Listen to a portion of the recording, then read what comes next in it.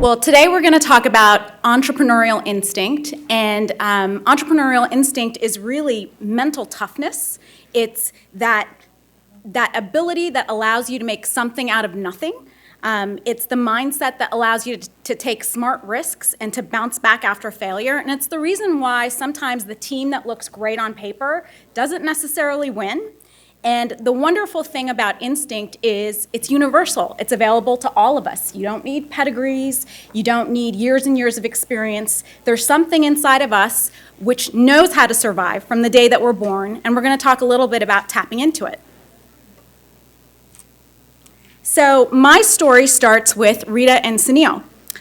Sunil was a merchant marine ship's captain, and Rita was an artist. And Sunil left home at 16 to join the merchant marines because basically he had to help support his family.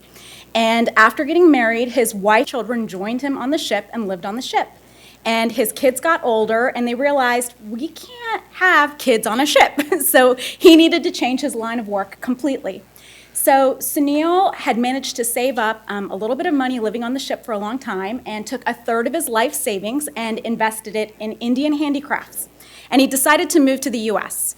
And so he picked Houston of all places because it's a port town. So he figured, well, if things don't work out, at least I can get a job.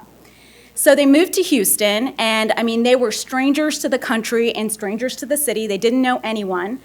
It took them 3 different attempts at trying to even get an apartment because without any kind of past or credit rating, no one would even give them a place to stay. And it was actually meeting an apartment owner who was also a merchant marine man that gave them their first place to live. They had no furniture, and they had a container load of Indian handicrafts coming in. So they ended up taking those boxes, putting sheets on them, and those were literally their first tables and pieces of furniture. And Sunil just went out and started knocking door to door for different retail stores to see if they would carry his stuff. And guess what? Nobody was interested. I mean, nobody. So after a month of going door to door, Rita eventually said, "You need to go get a job." So that's what he did. He got a job. And he never gave up on his dream. He spent his evenings after work driving around looking for a place to set up his own store because he figured if no one's going to take my stuff, I'm going to sell it myself. I've got all this stuff, by the way. So it took about a year, but he found a restaurant location, which he converted into a store. And within the first month of opening the doors to the store, he made more in that first month than he did a whole year of working that job that he had to take while he was trying to make ends meet. And so a couple of months went by, and they noticed the handicrafts just weren't selling anymore. Maybe it was the holiday season, right?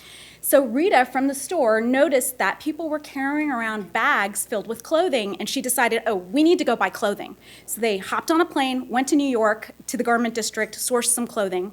And it was literally one thing after another, just adapting their business, and flash forward a couple of years, and Rita and Sunil have 16 stores now and 45 employees.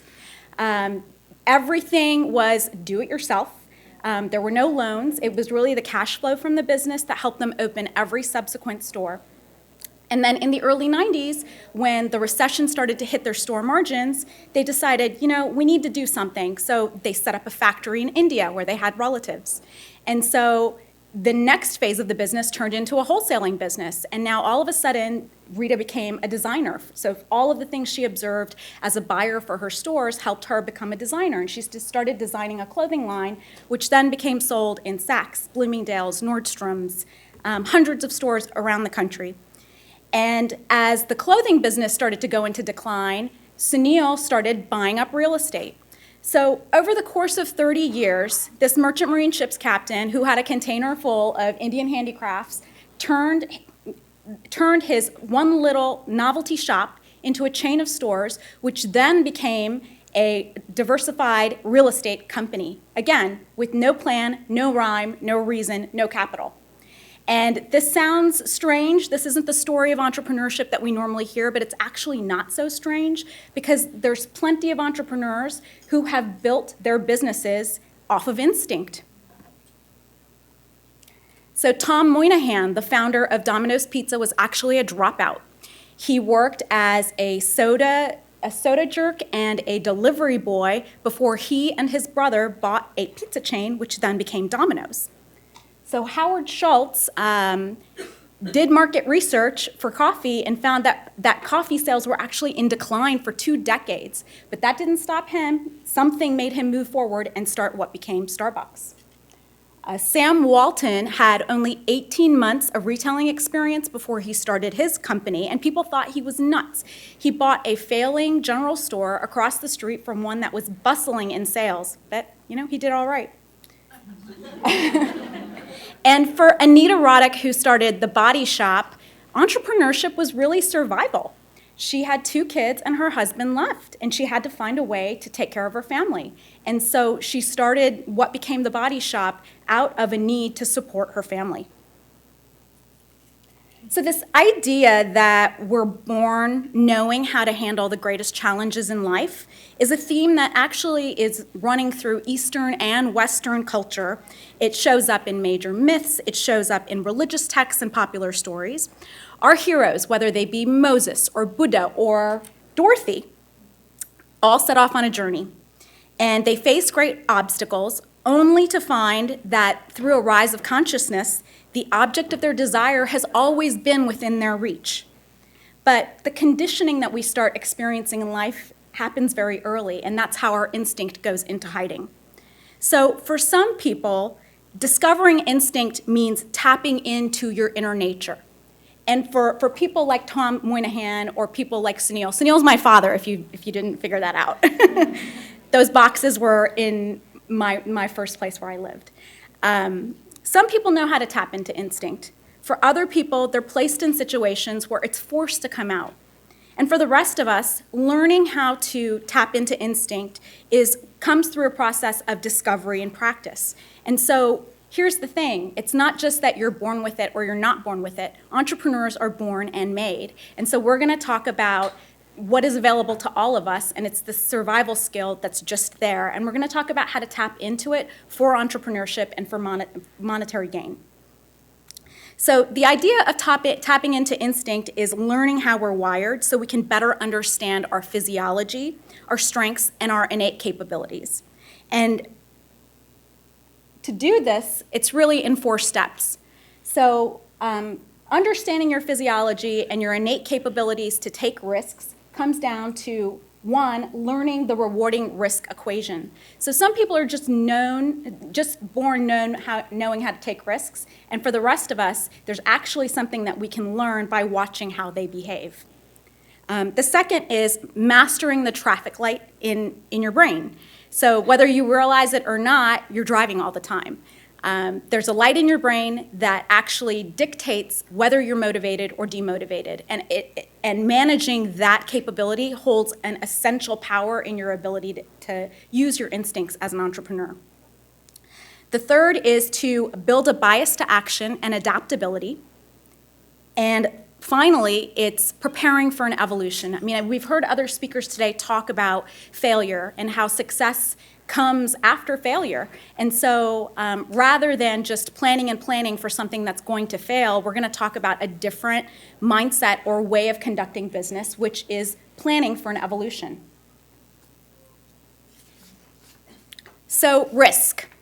For most people, risk is a 4-letter word. If you ask your mother, if you ask a priest, they'll tell you risks are bad. The people who take them are deviants. They probably wear leather jackets, and you should stay away from them. But the truth of the matter is, some risks can be very rewarding. And your ability to be the next Steve Jobs actually is more linked to your comfort level with risky decision-making than a lot of other things. And learning how to take cues from people who can naturally take gambles holds the key for people who want to tap into their entrepreneurial instinct. So about 10 years ago, Cambridge University conducted a monumental study trying to understand what is the nut of an entrepreneur.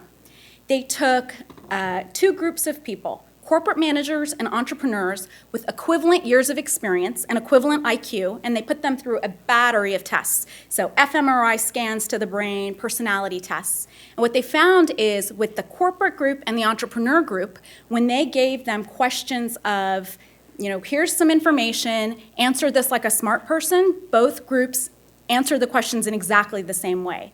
But what they found is when they gave the groups questions of upside gain and downside loss, they saw a big difference between the groups.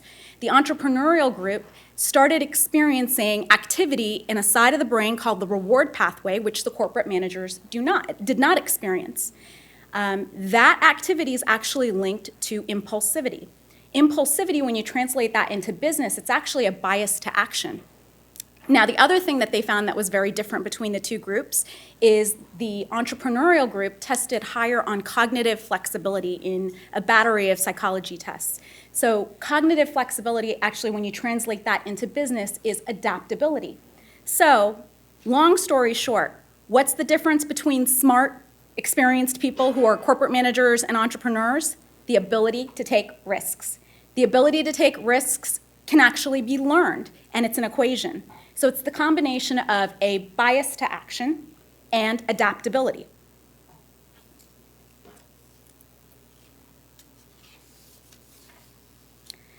Now, whether we realize it or not, we've actually got a traffic light in our brain. And whether that light is green or red actually dictates whether we'll take action when in the face of something ambiguous. So the entrepreneurs in the Cambridge Gamble task, for them, their traffic light is green. When they're facing a risky decision or ambiguity, they're shoot first and carry around 2 buckets of water to put all the fires that they create while they're trying to get where they want to go, right? For the rest of us, however, when we face risk or ambiguity or uncertain situations, it is our knee-jerk reaction to feel loss. And it's this idea of fear that actually stops us and demotivates us. And so when the loss aversion pathway of the brain is activated, and this is the case, again, science shows us this is the case for 85% of people. When loss aversion is activated, the part of the brain that stores the amygdala turns on. The amygdala is where fear is housed. All your memories of all the times you flopped right on your face start shining, right? And it starts to basically demotivate you from taking any kind of action at all. So fear is very powerful. In fact, it's 2.5 times more powerful than greed or reward. And the psychologist from Princeton who discovered this in 2002 got the Nobel Prize. So the key for people who want to take risks or want to get better at learning how to take risks is learning how to turn off the red light to turn on the green light. And just like any traffic light, your red light and your green light cannot be on at the same time. So when you turn off the red, you have a better chance of getting to the green. So for the entrepreneurs that instinctually know how to take risks, are go, go, go, they're experiencing a chemical release in the side of the brain that activates reward. And you can simulate this experience as well based on how you motivate yourself. So all of this talk about a traffic light just comes back to when you're faced with fear, are you going to let fear overtake you, or do you know how to subside the fear so that you can take action? So now, going back to the rewarding risk equation, the key to taking rewarding risks is to have a bias to action and to build adaptability. And so a bias to action really is talking about how do you keep on the persistent path to success, persistent path towards what you want to do when you're facing ambiguity, when you're facing uncertainty, and you're facing risk. And so one of the key things for you to figure out in those times is what motivates you. So for some people, money is motivating. For other people, it can be passion, or it can be a carrot, meaning I'm working towards a prize, like I want to be able to pay for my kids' education, or I want to be able to buy a house. It's really understanding yourself and knowing what drives you and keeping that front and center. And the whole point, again, there is to mimic that chemical release that the entrepreneurs are experiencing naturally, so it makes you keep coming back regardless of failure, regardless of the obstacles that are coming in your way. Another great way to keep your green light active is to take baby steps, because your brain actually learns more from success than it does failure. So every time you succeed in a task, the brain releases a little bit of dopamine, so in your reward pathway, which again is very motivating. And that motivation causes you to take the next step to start achieving towards your goals. And so by simply creating achievable small goals, you're acting with your own brain chemistry to be action-oriented. And then finally, turning on the green light can be as easy as just saying yes. So yes means open the doors. Whatever comes your way, you'll figure it out. Then moving on to adaptability. So while a bias to action has a lot to do with your brain, adaptability is all about personality. And so behavioral psychologists have actually found that there's 3 contributing personality attributes that make someone adaptable. And those are confidence, optimism, and problem solving. There's a great test out there called the Big 5 personality test. It's been around since the 1920s, and it's probably one of the most established personality tests. You can take it for free, and it'll score you on all these attributes. And then you can find out, maybe I need to work on my confidence, maybe I need to work on my optimism. But if you want to be adaptable, this is something you can learn. And finally, agility and comfort with ambiguity is actually something that you can practice. And the best way to practice this is to practice improvising when you're in low-risk experiences. So for example, when you wake up in the morning, don't be the typical woman who picks out 10 outfits and tries them on just to find the perfect outfit. Pick out the first thing you see, wear it, and make it work. Same thing, you go to a restaurant. Instead of spending 20 minutes trying to pick the right thing to order, pick the first thing. The whole idea of being quick on your feet and being adaptable is just learning to live with the decisions that you make and learning to live with them to the point that you realize they're really not a big deal at all. Mind the company you keep. One of the biggest predictors of whether you're going to be an entrepreneur is if you know an entrepreneur who's found success. So if you surround yourself with like-minded people who are also open to taking risks, it can actually make a big difference in your ability to execute. So again, we've heard a lot about failure, and the way you think about creating your company and the way you think about funding your company actually come from 2 different places.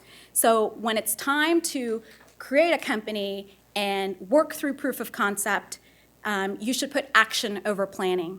But because failing is an inevitability, when it comes time to funding your business, that's where you need to put planning over action. So how do you prepare for an evolution? And this is all about not spending a dime before you exhaust your imagination. So seek Slack resources. I mean, every one of us knows a friend that's a lawyer, have them help you with legal advice. Again, you're finding all the different ways that you can barter, use what you have, and use the resources available through your friend network to push your business on as far as possible. Be lean, skip office space, keep hiring to a minimum, just-in-time inventory, shop for discounts, comparison shop. I mean, do it yourself. It's really your ability to expand your financial runway is going to be what allows you to sustain the path of failure till you hit success. So again, the beautiful thing about Instinct is it doesn't care where you came from. It doesn't care where you went to school. It doesn't care how much experience you have. All of us have it within us to be the heroes of our own lives. Thank you.